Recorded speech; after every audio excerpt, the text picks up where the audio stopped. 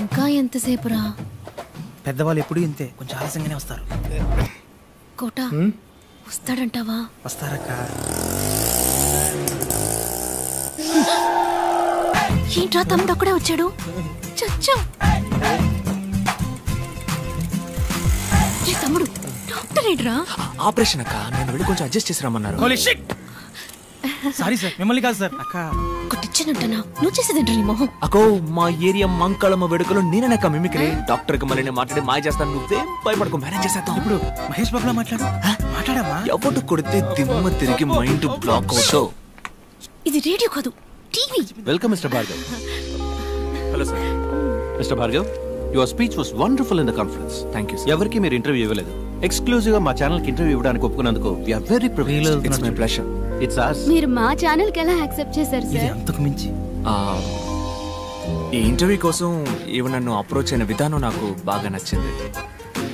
చాలా మర్యాదగా, చాలా హంబుల్ గా. సో వీళ్ళ కోసమే ఈ ఇంటర్వ్యూకి ఒప్పుకున్నాను. మొదలు పెడదామా? Ready, lights on. Hi hi hi, మీ అందరికీ సాధనా సాధకులు కార్యక్రమానికి స్వాగతం పలుకుతోంది మీ తారా. ఇదే నా మొదటి షో. నా మొదటి గెస్ట్ డాక్టర్ భార్గవ్. అందరికీ అర్థమయ్యేలా చెప్పాలంటే 5 రూపాయల డాక్టర్. నమస్కారం. నమస్కారం.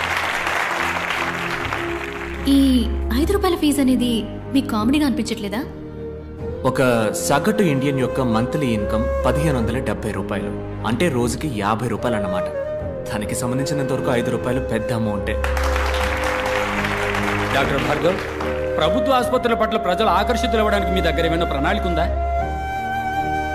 చీఫ్ మినిస్టర్, ప్రైమ్ మినిస్టర్, రాష్ట్రపతి, governor, MP, MLA, IAS, IPS officers, simple గా చెప్పాలంటే all government servants government hospitals లో మాత్రమే చేరాలి అన్న చట్టం తీసుకొస్తే అన్ని గవర్నమెంట్ హాస్పిటల్స్ అగ్రస్థానంలో ఉంటాయి. డాక్టర్ సార్, మీ కోల్డ్ ఫీవర్ వస్తే ఏ డాక్టర్ని మీట్ అవుతారు? ఏ మెడిసిన్ వేసుకుంటారు? డాక్టర్ సరళ 5వ తరగతి వరకే చదువుకుంది. మా అమ్మ, ఆవిడే మా ఫ్యామిలీ డాక్టర్. ఆవిడ పెట్టే మిరియాల రసమే మెడిసిన్స్ లో కల్లా బెస్ట్ మెడిసిన్. డాక్టర్, అందరికీ ఉచితంగా వైద్య సేవలు అందించడం సాధ్యమేనంటారా? ఇట్స్ ఇంపాసిబుల్ అంటాను. ఏంటి సార్, ఉచితంగా టీవీ, గ్రైండర్, మిక్సీ, ఫ్యాను ఓటుకి 5,000 రూపాయలు ఇచ్చే దేశం సార్ మన దేశం. మందులు మాత్రలు ఇవ్వదా ఏంటి? వైద్య రంగానికి సంబంధించి మన దేశం అగ్రస్థానంలో ఉందని మేధావర్గం అంటోంది. ఒక డాక్టర్గా మీరు అంగీకరిస్తారా? అగ్రస్థానం అని మీరు అంటున్నారు కనుక నేను కొంచెం సినిమా స్టైల్లో మన చిరంజీవి గారి ఠాగూర్లో చెప్పిన విధంగా చెప్తాను. వైద్య వృత్తికి వన్నె తెచ్చే డాక్టర్స్ ని 34 దేశాలకి పంపించిన లిస్టులో ఇండియాది మొదటి స్థానం. కానీ అదే సమయం తమ దేశ ప్రజల కోసం ఉన్నతమైన వైద్య సేవలు అందించే దేశాల లిస్టులో ఇండియాది 112వ స్థానం. ప్రాపర్ మెడికల్ క్వాలిఫికేషన్ లేని డాక్టర్స్ మాత్రమే మన దేశంలో 57.3%. ఒక సంవత్సరంలో ఇండియాలో జరిగే మెడికల్ ఎర్రర్స్ మాత్రం ఎన్నో చెప్పనా? 52 లక్షలు. 120 కోట్ల మంది జనం ఉన్న ఈ దేశంలో కేవలం 120 మందికే వైద్యం అందుతుంటే అగ్రస్థానం అని ఎలా అనగలం? వైద్య రంగంలో అతిపెద్ద స్కామ్ గా మీరు ఏదనుకుంటున్నారు డాక్టర్? Medical checkup. మీలో ఎంతమంది నార్మల్గా ఉన్నారో చేయొద్దండి. ఒకే ఒక్కసారి మెడికల్ చెకప్కి వెళ్ళారండి, ఒక్కళ్ళు కూడా నార్మల్ అని చెయ్యెత్తరు. నార్మల్గా ఛేదించండి. నార్మల్గా ఉన్న వాళ్ళని పేషెంట్స్గా మార్చడానికి కార్పొరేట్ హాస్పిటల్స్ వాడే టెక్నికే medical checkup. I am doctor Ramachandra. డాక్టర్స్నే కాకుండా వైద్య వృత్తిని అవమానించే విధంగా ఉన్నాయి మీ మాటలు. ఓహ్, డాక్టర్స్ అందరూ దుర్మార్గులే అన్నది మీ ఉద్దేశమా? ఖచ్చితంగా కాదు డాక్టర్. వందలాది మంది మంచి డాక్టర్స్ మధ్య వైద్య వృత్తిని వ్యాపారంగా మాత్రమే చూసే ఓ 10 మంది డాక్టర్స్ ఉండడం సహజం. వాళ్ళందరికీ నా సమాధానం కొంచెం కోపాన్ని తెప్పిస్తుంది. మీ కోపం వచ్చిందా? డాక్టర్, మీరు ఇంతవరకు ఎందుకు పెళ్లి చేసుకోలేదు? నిన్న ఇది ఆఖరి ప్రశ్న. What is your dream doctor? ఉన్నతమైన వైద్యం అందరికీ ఉచితం, అదే నా dream. Thank you doctor, it was a great interview. అద్భుతంగా సమాధానం చెప్పారు. చక్కని సమాధానం, చక్కని ప్రశ్నకి దక్కిన బహుమానం. మళ్ళీ వచ్చే వారం సాధనా సాధకుల కార్యక్రమంలో కలుసుకునేంత వరకు మీ నుంచి సెలవు కోరుకుంటోంది మీ తారా.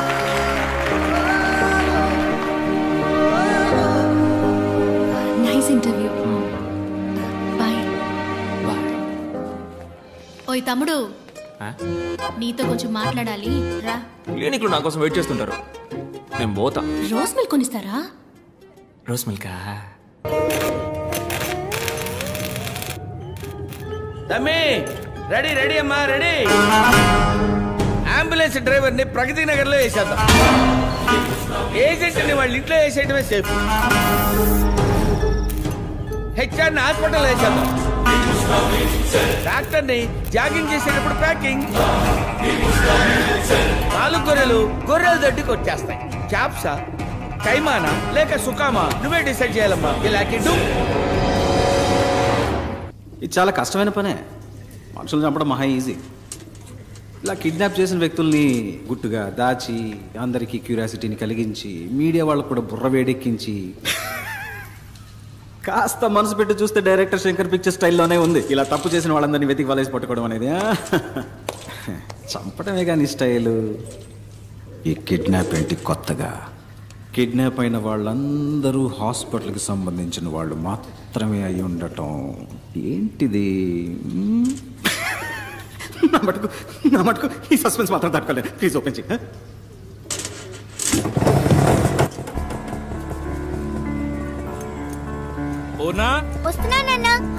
అన్ని తీసుకున్నావమ్మా? బాయ్ అమ్మా.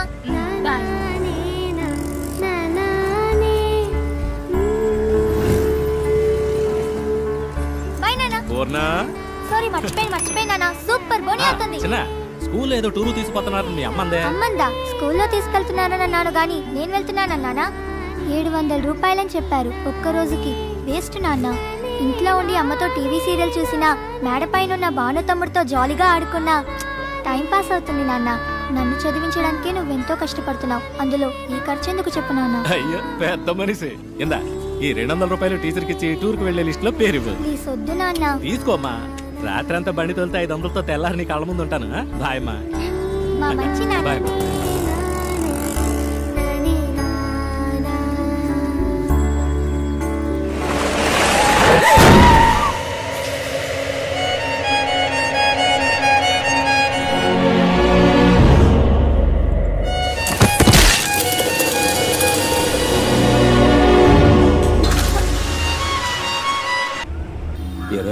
కరెక్ట్గా ఇచ్చావుగా.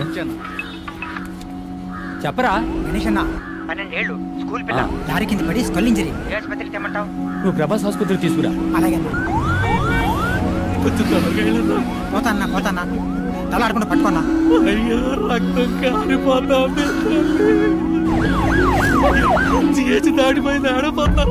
ఇది గవర్నమెంట్ హాస్పిటల్. యాక్సిడెంట్ కేసమ్మా. అడ్డదడ్డంగా అడుగుతారు ప్రశ్నలు. అడ్మిషన్ వేయడానికి ఆఫ్ డే తీసుకుంటారు. అలాంటి చోట చేర్చి పిల్లలు చంపుకుంటామా?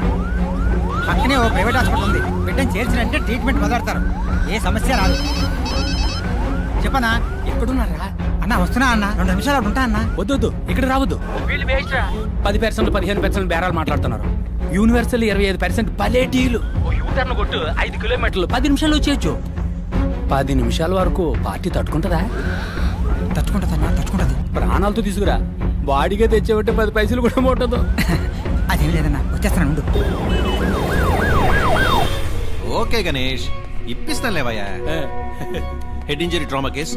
డాక్టర్ పురుషోత్తం ఇన్ఫార్మ్ చేయండి. Operation theatre stand by. అమ్మా మీరు ఇమీడియట్ గా ఎంట్రన్స్ కు స్ట్రెచర్ పంపించండి. 5 నిమిషాలు అంబులెన్స్ వస్తుంది.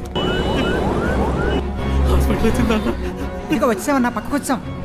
మహేష్, అన్ని బ్రేక్ డౌన్ చేసి ఓ 1 lakh బిల్ రెడీ చేసి ఉంచండి. నేను ఇప్పుడే వస్తాను. ఓకే.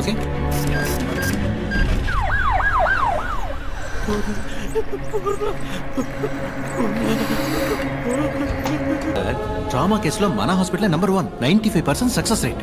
మీ అమ్మాయి ప్రాణాలు తప్పకుండా కాపాడతాం. దిగులు పడకండి, ఏడవకండి, మేమున్నాం. ఏం పని చేస్తుంటారు? Auto driver. ఓహో, పిల్ల పేరు మీద మెడికల్ ఇన్సూరెన్స్ ఏమైనా ఉందా? ఓకే, పర్వాలేదు. మహేష్, వీరిని తీసుకెళ్ళి అడ్మిషన్ వేయించుకురా. సార్, మీ దగ్గర ఎంత ఉందో దాన్ని ముందు కట్టి మీ అమ్మాయి పేరు ఓ అడ్మిషన్ వేయించుకురండి. నేను వెళ్ళి డాక్టర్తో మాట్లాడేస్తాను. ఏం దిగులు పడకుండా వెళ్ళండి, మేమున్నాం. ధైర్యంగా వెళ్ళండి. ఎలా ఉంది డాక్టర్? Too late. 10 నిమిషాల ముందు తీసుకొచ్చుంటే ఎంత కాంప్లికేషన్ అయి ఉండేది కాదు. స్కల్ బ్రేక్ అయింది. సర్జరీ మనం చేయొచ్చు, బట్ యూస్లెస్. ఆపరేషన్ చేద్దామన్నారు కదా డాక్టర్, చేయండి. బేస్ట్ కుమారు, బతకదు. 6 లక్షలు ఖర్చు అవుతుంది. పైగా వెళ్ళినా ఆటో డ్రైవర్ అంటున్నావు, తట్టుకోగలరా? ఉన్నవాళ్లే ఆలోచిస్తారు డాక్టర్. డబ్బులు ఇచ్చి 1000 క్వశ్చన్స్ వేస్తారు మనని. వేరే ఎక్స్పర్ట్ని తీసుకొచ్చి సెకండ్ ఒపీనియన్ అడుగుతారు. ఇంతకన్నా పెద్ద హాస్పిటల్కి వెళ్ళిపోతారు. కానీ ఇటువంటి వాళ్ళు ఏ ప్రశ్న వేయకుండా అందిన చోటల్లా అప్పో సొప్పో చేసి డబ్బులు కట్టేస్తారు. జరగరాని తప్పేదన్నా జరిగిందే అనుకోండి, మూసుకొని బాడీ తీసుకొని వెళ్ళిపోతారు. ఓకే, డబ్బులు కట్టమనా? నేను ఆపరేషన్ థియేటర్లో అడుగు పెడతాను. అంతవరకు ప్రాణం పోకుండా ఆపగలవా? వెంటిలేటర్ పెడితే కొంచెం ఆగుతుంది. పెయిన్ఫుల్ ప్రాసెసే. నువ్వు లేట్ చేయొద్దు. ఆపరేషన్కి త్వరగా డబ్బు కట్టమని చెప్పాలి సార్. చెప్తాను. కంగారు పడద్దు. ఓ సర్జరీ చేయాలి. చేస్తే అమ్మాయిని ఖచ్చితంగా కాపాడచ్చని డాక్టర్ చెప్పారు. లేదంటే కష్టం అన్నారు. ఏడవద్దు. ఆపరేషన్కి 6 లక్షల రూపాయలు అవుతుందన్నారు. మీ పరిస్థితి నేను వివరంగా చెప్పాను. మీరు మీ అమ్మాయిని వేరే హాస్పిటల్కి తీసుకెళ్లి చేర్చాలనుకుంటే చేర్చచ్చు. కానీ ఇప్పుడు అది అడ్వైజబుల్ కాదని, రిస్క్ అని డాక్టర్ అంటున్నారు. చెప్పండి, ఏం చేద్దాం? నా కూతుర్ని ఒకసారి చూడొచ్చు. భాలేవారే.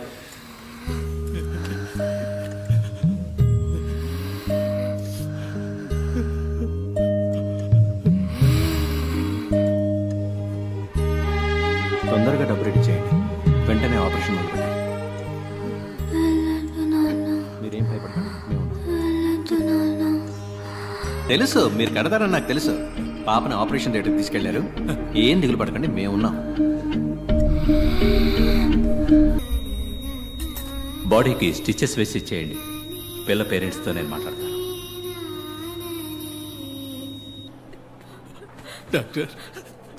సారీ, మీ అమ్మాయిని కాపాడలేకపోయాం.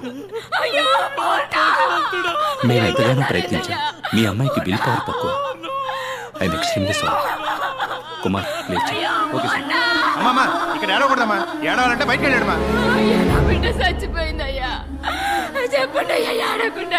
నిజమేనమ్మా, కానీ ఇక్కడ ఇలా ఏడిస్తే అందరికి ఇబ్బంది కదా. ఒక్కసారి నా బిడ్డని చూడొచ్చు. 1,00,000 రూపాయలు బాకీ ఉంది. అది కట్టేసి మీ అమ్మాయి బాడీని తీసుకుపోయి జరగాల్సిన పని చూడండి. ఇది న్యాయం కాదు సార్. ఇది న్యాయమే కాదు సార్. చచ్చిపోయిన బిడ్డని కాళ్ళవాడనే చూడకూడదన్నా ఇదే న్యాయం సార్. నేను మీ బిడ్డను చూడకూడదని లేదండి. మీరు చూడకూడదనడానికి నేను అంత మనసు లేనివాడిని కాదు. మీరు డబ్బు మొత్తం కట్టి బాడీని తీసుకుంటేనే కానీ అంటుంది. పుట్టగానే నా మామే బాబు చూసింది. ఏమో చెప్పితే చెప్పి విసిరించకమ్మా. చూడమ్మా, డబ్బు కట్టేసి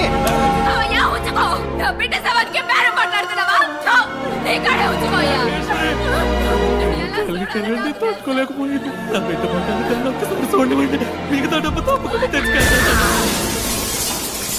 ఈశ్వరి, ఒక్క బిడ్డని చదివించడానికి ఒక కుటుంబమే పోరాడాల్సి వచ్చింది. పేదోళ్ళ దగ్గర ఏముంటుంది సార్? వాళ్ళకుండేది ఒక్క ప్రాణమే. ఆ ప్రాణం కూడా ఒకడు ఎందుకని భావిస్తే వాడిని ఏం చేయమంటారు?